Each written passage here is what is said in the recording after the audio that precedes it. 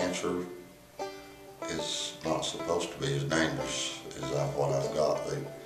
Prostate cancer is very easily cured. It's one of the top livable cancers, if there is such a thing. But my cancer was real radical and progressive, and it grows fast. And they took my prostate out about a little over 3 months ago, and I have cancer now in my hip bone and in my lymph nodes. Had I not fooled around and been a bone-headed mountain boy and went to the doctor, and I should have, then I probably wouldn't be in the shape I'm in. And everybody needs to understand how important it is to have regular checkups, especially men on the prostate over 50. And I'm not sure that they shouldn't start under 45. It doesn't cost that much, just a blood test. And they send back the results of it, and then you know where you stand. But if you catch it really early, there's nothing to it. They don't have to take out your prostate. They don't have to do any kind of surgery on you. And it is very, very important that people understand that not just prostate cancer, but all kinds of cancer can be saved, can be treated more readily if they're found early. So if you have a little pain or you have a little knot or something like you see commercials on television, you need to be sure that you go to the doctor and find it out. Get it checked. And a lot of people say they don't, well, I don't have the money to go to the doctor. They better go to the doctor, because it's a whole lot cheaper to go to the doctor than it is to go through all this stuff that I'm going through now.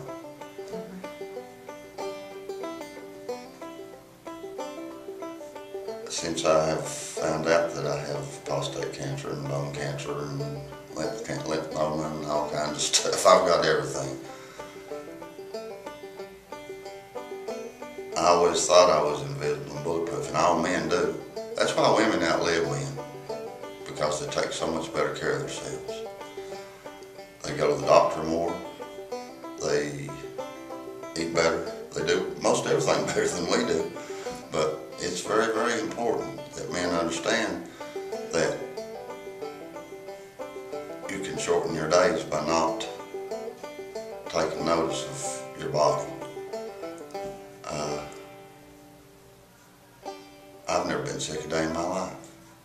Never been to a doctor. Never been in a hospital. Well, I haven't been in the hospital since I was about 12 years old. I got food poisoning, and that's, but being sick, I've not hardly ever even had cold. But I'm sick now, and I had symptoms of this for several years before I went to the doctor. And if I had taken notice and went to the doctor, all this wouldn't have been necessary. Nobody wants to die, but everybody's going to die. But you can die earlier than you should have if you don't.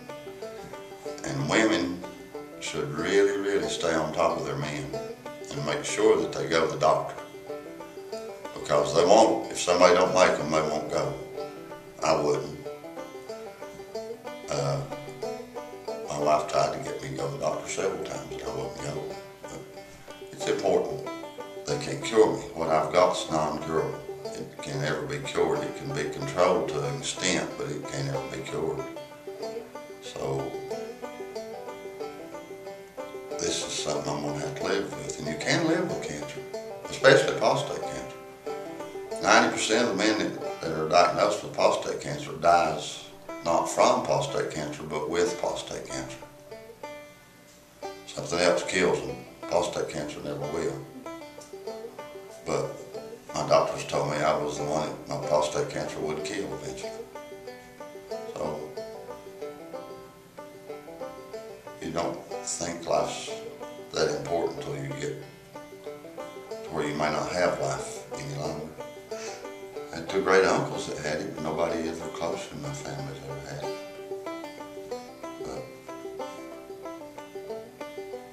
both of them died from other things. They both had their prostates taken out, but I didn't know. I don't really know. I didn't understand then, and I don't understand now how close a family member has to be before it's, you know, my dad, my uncles, my brother, they don't have any problem, you know. So that's what I thought they meant. My grandpa, he didn't have anything like that, either one of them. And I thought that's what they meant. Does anybody in your family? And great uncle's pretty far removed.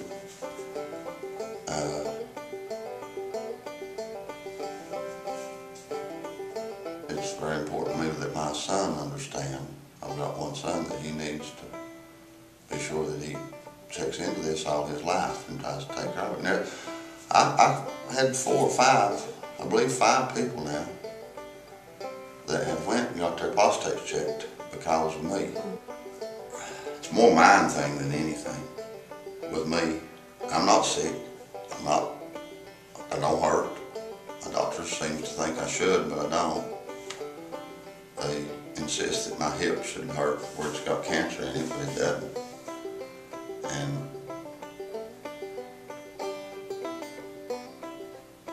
I would like to tell them they're wrong, but I don't believe they are. But they still yet to convince me I've got cancer. Because they seem to think that I should have symptoms, but I don't. And I may have, and I probably will, but the treatment for prostate cancer is not really that bad, or it hasn't been so far. The more, even people, even families that never have had any history of cancer are not exempt from this. Poor people gets it, rich people gets it. Poor people dies from it, rich people dies from it. People that, like me, that's never even been sick, gets it. And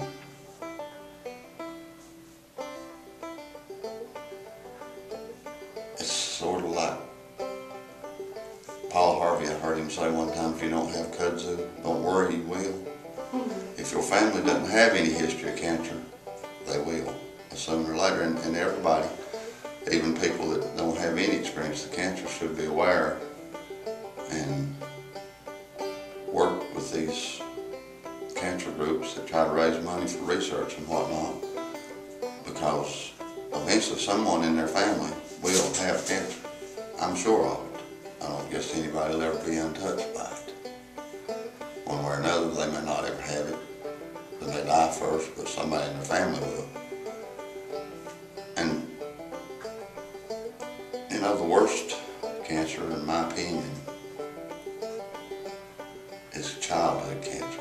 Little kids are born with cancer. I'm 56 years old. I'm not old enough to die, but I've lived a long life, pretty good, you know. I've had a good life. I've got a good wife, I've got good kids. I had a good mom and daddy. I've had a job that I've loved all my life. I enjoyed and look forward to going to work every morning. That's lucky. But see all these little kids with cancer, and how hard they try, and how strong they are. It's just heartbreaking. And people like St. Jude's and Shriners Hospitals, and people, they need the support of those people so that they continue to take care of these kids and work on cures till they won't have to work on kids anymore. It's important. If I can just influence one person, then I'll be happy. I'd like to influence everybody, but if I can get one man to go to the doctor and not have to go through this, then it's all right, you know. A lot of people pray for me, a lot of people. And that is a real humbling thing, to know that people thinks about you and spends their time praying for you, or takes the time to come by and see you or me. And if everybody that's facing something like this, it's not just cancer, you know, heart disease and all kinds of stuff. have the friends and support that I have, makes it a whole lot easier.